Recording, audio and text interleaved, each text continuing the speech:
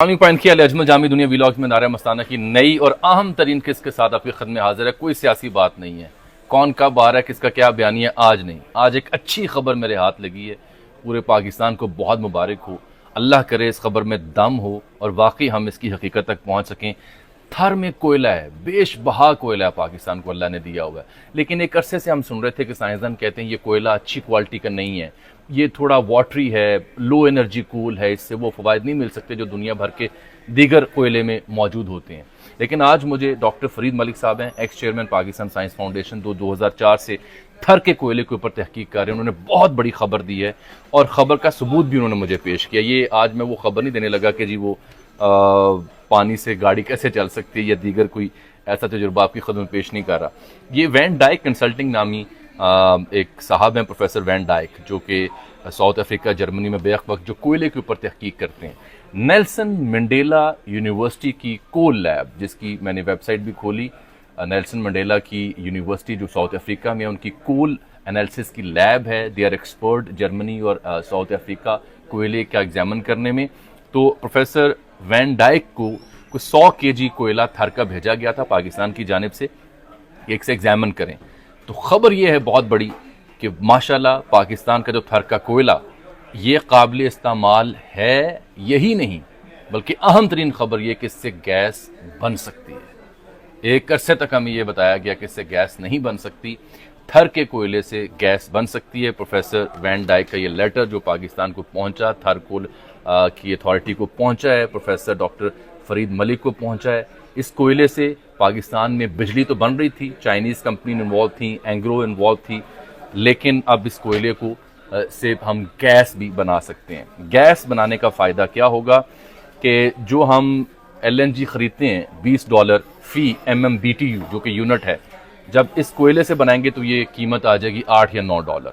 तो बहुत बड़ा रेवेन्यू बचेगा और पाकिस्तान की एनर्जी की तमाम ज़रूरियात पूरी हो सकती हैं। वजह क्या है कि थर में 175 बिलियन टन कोयला मौजूद है, जो कि एक एस्टीमेट के मुताबिक, पाकिस्तान जियोलॉजिकल सर्वे के मुताबिक, पाकिस्तान की एनर्जी की और गैस की ज़रूरियात 200 बरस तक पूरी कर सकता है।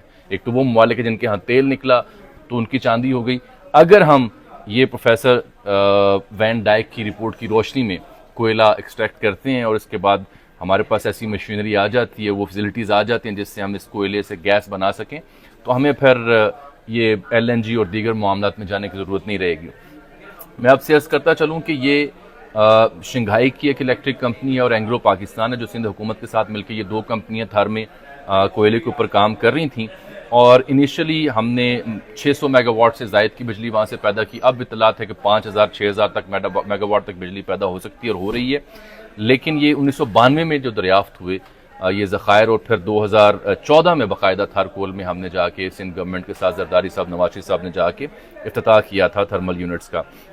तो अब ये जो शंघाई इलेक्ट्रिक ग्रुप है उसने ब्लॉक 1 से 7.8 मिलियन टन कोयला निकाला था, जो कि बड़ी कामयाबी थी कोयला निकालने की, क्योंकि निकालना भी मसला था। लेकिन जब ये रिपोर्ट सामने आएगी जिसमें लिखा क्या है, इस रिपोर्ट की फाइंडिंग में ये कहा गया है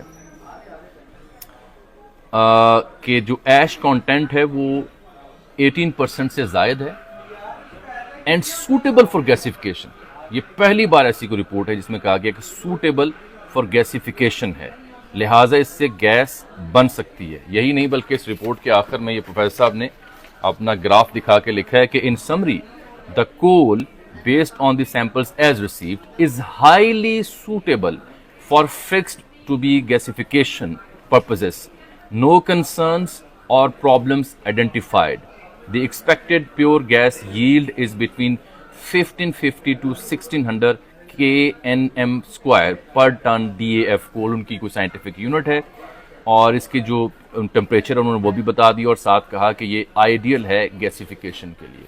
हमें यही इत्तला मिलती रही कि ये चूँकि नमी वाला कोयला है और इसकी क्वालिटी बहुत पुअर है, तो इससे हम शायद बिजली तो बना सकें लेकिन गैस ना बना सकें। आज डॉक्टर फरीद मलिक साहब ने ये लेटर भेज के तस्दीक की और वो ख़ुद भी जा रहे हैं, रवाना हो रहे हैं।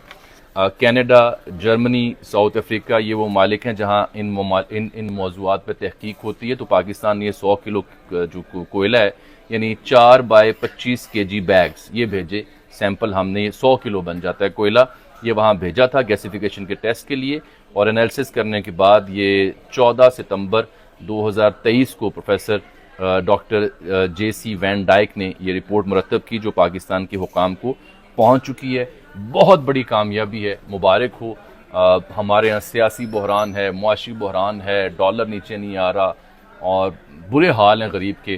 کاش یہ رپورٹ جو ہے اس کو ہم کوئی حتمی شکل دے سکیں، اس کے اوپر حتمی کام کرتے ہوئے بین الاقوامی ان کمپنیز کو انوائٹ کر سکیں جو ہمیں مدد دے سکیں، تاکہ ہم یہ جو اتنی مہنگی LNG منگواتے ہیں، انرجی کی ضروریات پوری نہیں ہوتی، وہ ہم یہ 175 بلین ٹن کوئلہ ہے تھر کا، کہا جاتا ہے 100 سے 200 سال تک کم از کم یہ ہماری انرجی کی ضروریات پوری کر سکتا ہے، تو کاش ایسا ہو جائے۔ یہ سیج جرنل نامی ویب سائٹ نے بھی اس کی تصدیق کی کہ یہاں جو کوئلے کوالٹی کیا ہے اور اس سے کیا ہم حاصل کر سکتے ہیں، اور یہ پاکستان جیولوجیکل سروے کا ڈیٹا ہے جو میں آپ کی خدمت پیش کر رہا ہوں، اور ساتھ یہ ڈاکٹر فرید ملک صاحب کی رپورٹ جو 2004 سے تھر کول کے پروجیکٹ پہ کام کر رہے ہیں، اور انہوں نے تصدیق کی کہ یہ ٹیسٹ جو ہوا یہ نیلسن منڈیلا یونیورسٹی کی کول لیب میں ہوا، جس کی ویب سائٹ میرے سامنے کھلی ہوئی ہے۔ یہ کول ٹیسٹنگ لیب ہے جو کہ پوری دنیا کا جو کوئلہ آتا ہے اس کو وہ یہاں پہ اس کو بھیجا جاتا ہے کہ وہ چیک کر کے بتائیں کہ اس کی کوالٹیز کیا ہیں، اسپیسیفیکیشنز کیا ہیں۔